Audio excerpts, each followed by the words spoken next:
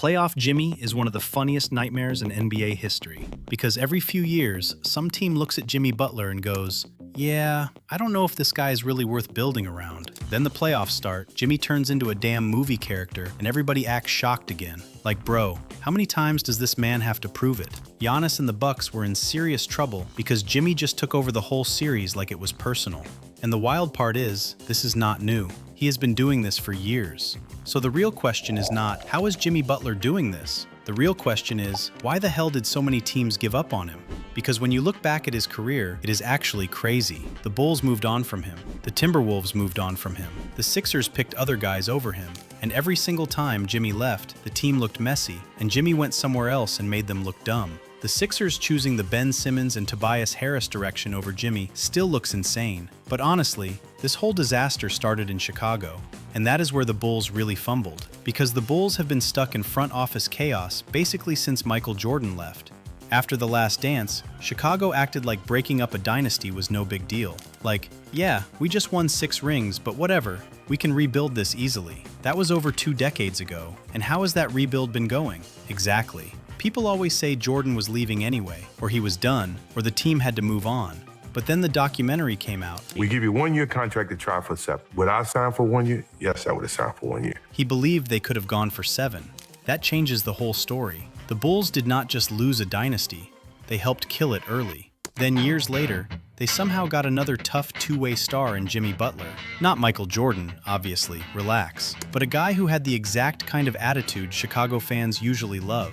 Hard worker, killer mindset, defensive dog, big game player, not scared of anybody, and they still let him go. That is the part that makes this so dumb. Jimmy Butler did not enter the league as some golden boy superstar. His story was rough. He had a hard childhood in Houston, bounced through a tough situation, ended up being taken in by a teammate's family, and had to grind for everything. He went from junior college to Marquette to being a late first-round pick. Nothing about Jimmy was handed to him. When the Bulls drafted him in 2011, he was not supposed to become the guy. He was supposed to be a role player, maybe a defender, maybe a bench piece, somebody who worked hard and gave you good minutes. But Jimmy kept getting better. At first, Chicago had Derrick Rose. Rose was the face of the team. He had already taken them to the Eastern Conference Finals, and the whole city believed he was next up. But injuries changed everything. And while the Bulls were trying to figure out what their future looked like, Jimmy Butler slowly started forcing his way into the picture. In the 2013 playoffs, he started showing people,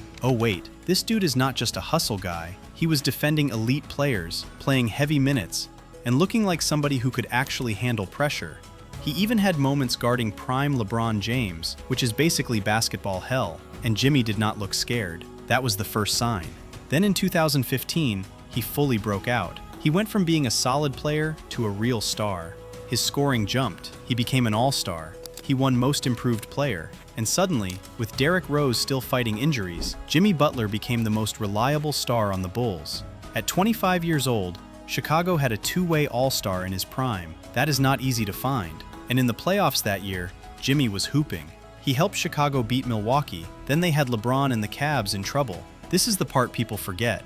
The Bulls were not some hopeless team. They were right there. They were up 2-1 on Cleveland and had a chance to go up 3-1. Jimmy hits a huge shot. D. Rose ties the game. The Bulls have all the momentum. Then the Cavs basically get away with a timeout situation they should not have gotten away with. And instead of Chicago getting a technical free throw and the ball, LeBron ends up hitting the game winner. That one sequence changed everything. If that call goes the other way, the Bulls might go up 3-1 on LeBron. And if they win that series, who knows what happens? So the lesson should have been obvious. You have Jimmy Butler. You have a guy who shows up when the lights get bright. Put a real team around him and see where this goes.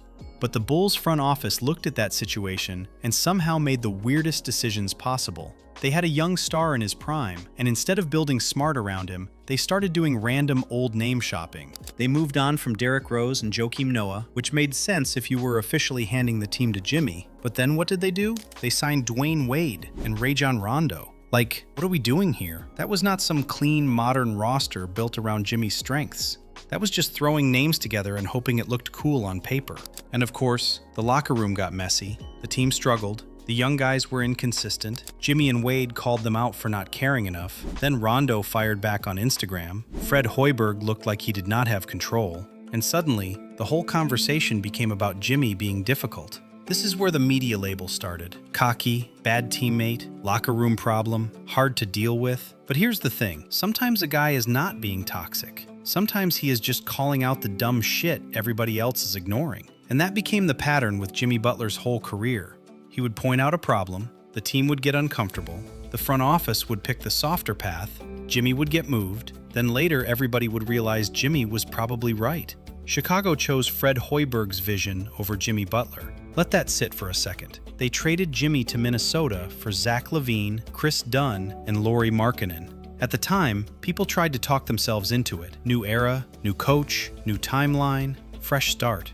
And yeah, LaVine became a good player. Markkanen eventually became really good too, just not really in Chicago. But when you compare what Jimmy became after leaving to what the Bulls became after trading him, it is not close. Jimmy went to Minnesota and immediately changed the Timberwolves. That team had talent with Karl Anthony Towns and Andrew Wiggins, but they did not have an identity. They had numbers, they had potential, but they did not have that edge. Jimmy gave them that. With Jimmy healthy, Minnesota was sitting near the top of the West. Then he got hurt, the team started sliding, and they barely held on.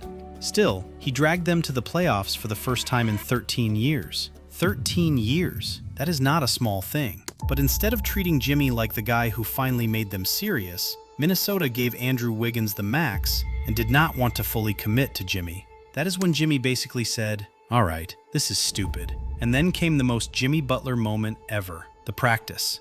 He shows up, runs with the backups, beats the starters, and calls everybody out. Coaches, players, front office, everybody. It was chaotic, it was messy, it was dramatic as hell. But also, he was making a point. He was saying, you keep calling these guys the future, but they cannot beat me and the bench players in practice.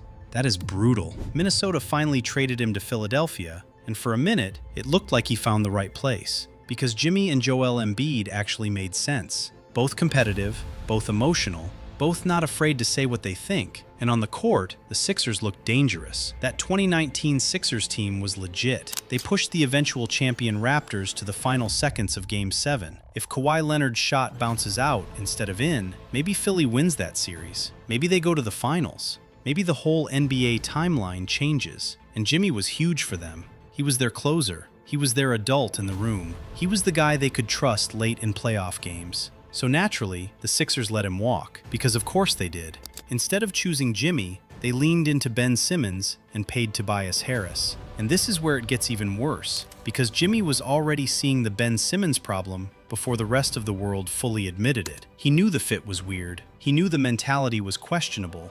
He knew something was off. And years later, everybody else caught up. That is the thing with Jimmy. People kept acting like he was the problem, then time would pass, and suddenly his complaints looked completely reasonable. Then Jimmy goes to Miami. And this is where the entire league should have felt embarrassed. Because the Heat did not treat Jimmy like some annoying star who needed to be managed. They treated him like exactly what he was, a culture-setting superstar. Miami gave him structure, accountability, conditioning, tough coaching, a serious locker room. Basically all the stuff Jimmy had been begging for. And what happened? LaVine on him. Butler spins. Nothing there. Butler space. Finals run. Then another deep playoff run. Then another insane postseason where Jimmy looked like he was dragging people through rounds by force. The man took a young Heat team to the finals. He was one shot away from another finals. Then he cooked Milwaukee and reminded everybody again that playoff Jimmy is not a nickname for fun. It is real. And that is what makes the Bulls' decision age so badly. Because Chicago had this guy before all of it. They saw him defend LeBron. They saw him develop from bench player to all-star. They saw him become the hardest worker on the team. They saw him show up in playoff moments. They saw the exact personality that Miami later built around. And they still said, nah, we're good. That is front office malpractice. Since trading Jimmy, the Bulls have mostly been stuck in NBA purgatory. Not terrible enough to fully reset cleanly, not good enough to scare anybody. Just sitting in the middle, hoping something magically changes. That is basketball hell. And that is why Jimmy Butler's career is not just a story about one player proving people wrong. It is a story about how dumb NBA teams can look when they choose comfort over competitiveness. Because sometimes the difficult guy is only difficult because he is the only one telling the truth. Thanks for watching, guys. Be sure to leave a like and subscribe for more deep dive NBA stories. As always, I'll catch you in the next video. Peace.